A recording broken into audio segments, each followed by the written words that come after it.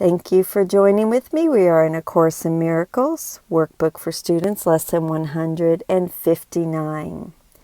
I give the miracles I have received. This is part 1 of the workbook. No one can give what he has not received. To give a thing requires first that you have it in your own possession. Here the laws of heaven and the world agree, but here they also separate. The world believes that to possess a thing it must be kept. Salvation teaches otherwise. To give is how to recognize you have received. It is the proof that what you have is yours. You understand that you are healed when you give healing. You accept forgiveness as accomplished in yourself when you forgive. You recognize your brother as yourself, and thus do you perceive that you are whole. There is no miracle you cannot give, for all are given you. Receive them now by opening the storehouse of your mind where they are laid and giving them away. Christ's vision is a miracle. It comes from far beyond itself, for it reflects eternal love and the rebirth of love which never died, but has been kept obscure. Christ's vision pictures heaven, for it sees a world so like to heaven that what God created perfect can be mirrored there. The darkened glass the world presents can show but twisted images in broken parts. 1 Corinthians 13:12. This is footnote 293. For now we see through a glass, darkly, but then face to face. In the reference above, the glass is the world, a mirror that is not only darkened but warped and fractured. It therefore shows us a dark picture of reality that consists of twisted images in broken parts. The real world pictures heaven's innocence. Christ's vision is the miracle in which all miracles are born. Footnote 294. Christ's vision, in other words, is the content of each miracle you give. See next sentence. The text defines miracles as expressions of love, and Christ's vision is the source of that love. It is their source remaining with each miracle you give and yet remaining yours. It is the bond by which the giver and the receiver are united in extension here on earth as they are one in heaven. Christ beholds no sin in anyone, and in his sight the sinless are as one. Their holiness was given by his Father and himself. Christ's vision is the bridge between the worlds, and in its power you can safely trust to carry you from this world into the one made holy by forgiveness. Things which seem quite solid here are merely shadows there, transparent, faintly seen, at times forgot, and never able to obscure the light that shines beyond them. Holiness has been restored to vision, and the blind can see. Footnote 295, Luke 7:2. Then Jesus answering said unto them, Go your way, and tell John what things ye have seen and heard, how that the blind see, the lame walk, the lepers are cleansed, the deaf hear, the dead are raised. To the poor the gospel is preached. The above allusion implies that physical sight is blindness, and Christ's vision is seen. This is the Holy Spirit's single gift, the treasure house, to which you can appeal with perfect certainty for everything that can contribute to your happiness. And footnote 296, the idea of the treasure house referred to here is a running course theme. The treasure house is a place where all the miracles we have given or received are stored. So the treasure house is a place where all the miracles we have given or received are stored, waiting to be claimed by us. According to this passage, the treasure house is filled with Christ's vision, the source of all miracles.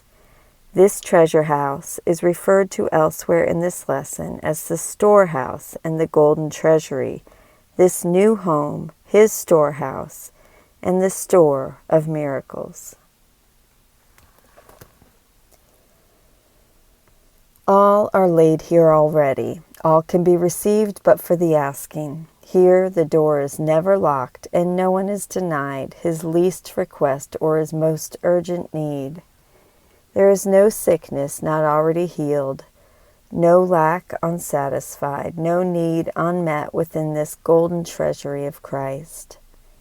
Here does the world remember what was lost when it was made, for here it is repaired, made new again, but in a different light. What was to be the home of sin becomes the center of redemption and the hearth of mercy, where the suffering are healed and welcome. No one will be turned away from this new home where salvation waits. No one is stranger to him. No one asks for anything of him except the gift of his acceptance of his welcoming. Footnote 297, pronoun clarification. No one will be turned away from this new home where his, one of those who approaches home, salvation waits. No one in the home is stranger to him, the person newly welcomed into this home.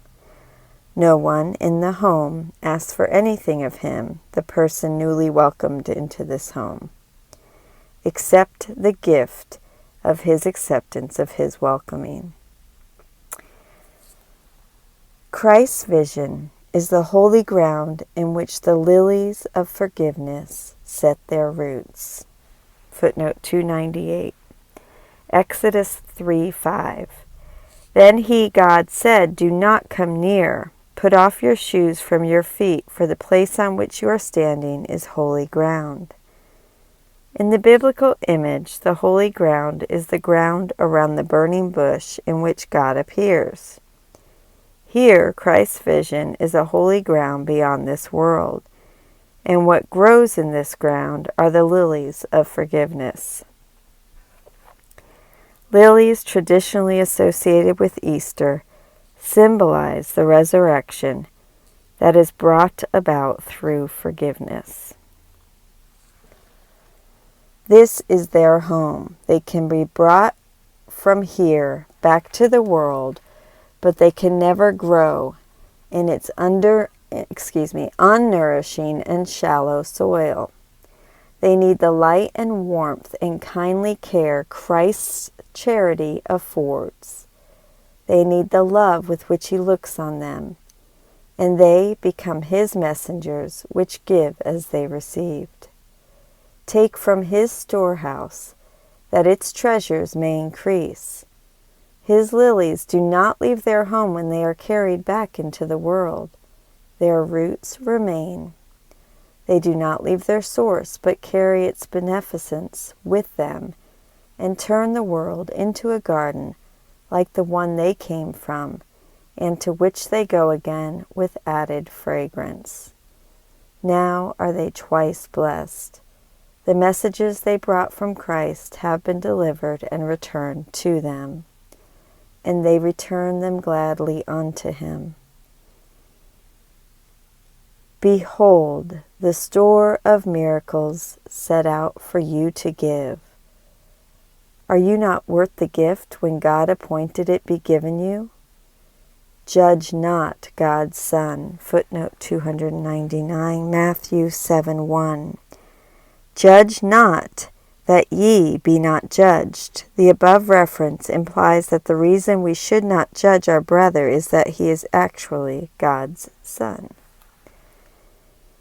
But follow in the way he has established. Christ has dreamed the dream of a forgiven world. It is His gift whereby a sweet transition can be made from death to life, from hopelessness to hope. Let us an instant dream with Him. His dream awakens us to truth. His vision gives the means for a return to our unlost and everlasting sanctity in God. Now we will go ahead and read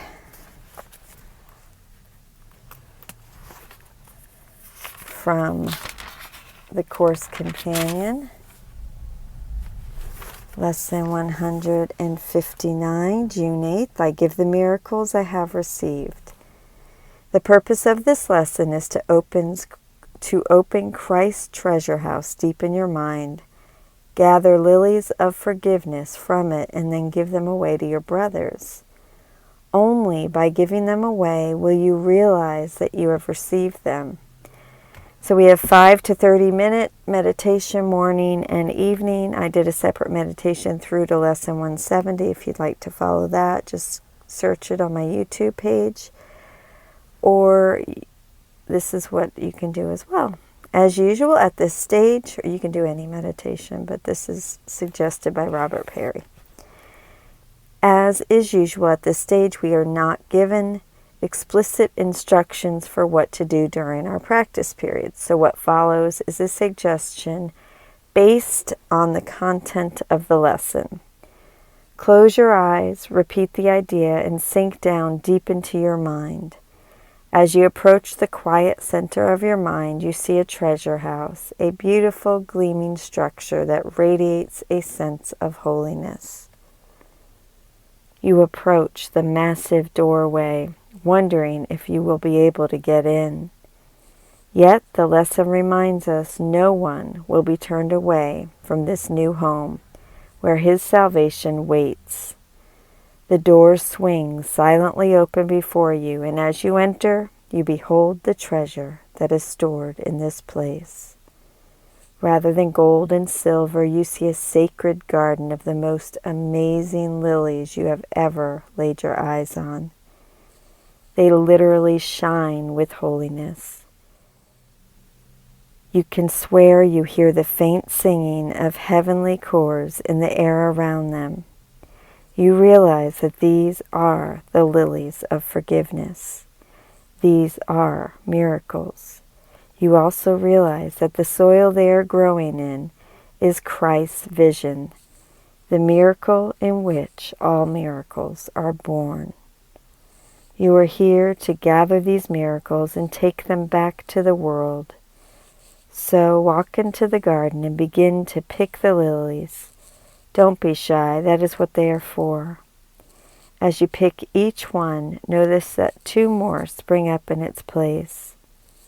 Now, with an armful of lilies, you are ready to go out into your day, ready to give these miracles to everyone you encounter. After the practice period, as you go through your day, imagine yourself giving one of these lilies to each person you meet. Your lily is your acknowledgement that this person is the Christ, washed clean of his past, ready to arise from the tomb of his sins and be reborn. So as you give the lily, you might say silently, "You are forgiven. This is your Easter time." Remember on the hour for 1 or 2 minutes as the hour strikes. I suggest repeating the idea and then choosing one person. Then imagine giving this person a lily while you say, "You are forgiven. This is your Easter time." Then ask God what lilies He would have you give in the coming hour and thank Him for the lilies He gave through you in the hour gone by. This is commentary by Alan Watson. You might notice that today's lesson title is almost the same as yesterday's. Today I learned to give as I receive. There is definitely a commonality of thought that runs through these 2 lessons, even extending 2 lessons back. They all talk of Christ's vision, They are all presenting a picture of the holy instant as a key part of our spiritual practice, although that term is not specifically mentioned in every lesson. The general picture being presented is of our ongoing spiritual practice. It is this. We enter frequently into a holy instant. There we experience a touch of eternity or heaven, a taste of the knowledge of truth. While we cannot carry this experience back with us to the world, we can carry back what this experience is like, translated into perception. This is called the vision of Christ, which is manifested in forgiveness. In this lesson, the holy instant is only hinted at by such phrases as, let us an instant dream with him, or receive them now by opening the storehouse of your mind where they are laid. The holy instant is the treasure house we come to, the place in which we receive the gifts of Christ's vision. We must receive before we can give. But we cannot recognize or become fully aware of what we have received until we give it away. To give is how to recognize you have received. It is the proof that what you have is yours. The extension of Christ's vision is an integral part of the plan of salvation presented by the Course. It is what brings us to certainty. This is quite similar to the principle taught by AA, that you stay sober by helping someone else to stay sober. Here, you understand that you are healed when you give healing. You accept forgiveness as accomplished in yourself when you forgive. It is only as we bring the lilies of forgiveness from the holy instant where we receive them and distribute them into the world that we truly know we are forgiven. It is in giving away miracles that we receive them. Father, help me today to realize that I am rich. The storehouse of my mind is filled with miracles. I can come to this storehouse and in this holy instant receive them. You entrust them to me for the giving. Let me pause often today to meet here with you and then carry these treasures forth to offer them to the world. This is my whole purpose in life. This is why I am here. Thank you so much for joining with me and reading this lesson 159. I give the miracles I have received. I love you. Have a beautiful day.